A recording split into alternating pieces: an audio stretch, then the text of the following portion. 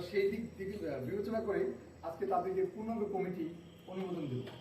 তাদের কার্যক্রম শুধু যে কমিটি পেয়ে বসে থাকবে এরকমটা না, তারা নিঃস্বার্থভাবে প্রতিটি মন্দিরে যাবে, প্রতিটি মন্দিরের কমিটির সাথে যোগাযোগ করবে, হিন্দুর স্বার্থে কাজ করবে, হিন্দুদের দুঃখে সুখে তাদেরকে সবসময় পাশে পাবে, এই প্রত্যাশা আমরা ব্যক্ত করছি।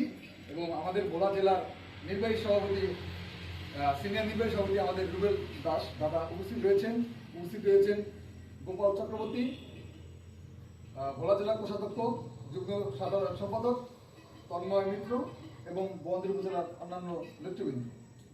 আমি এই রাধা গোবিন্দর মন্দিরে বসে দাঁড়িয়ে এই প্রতিশ্রুতি দিচ্ছি যে ওনারা ন্যায় ও সতের পথে থেকে বড়াইল উপজেলার সনাতনীদের জন্য ভালো কাজ করবে এবং ভালো কিছু বয়ে আনবে।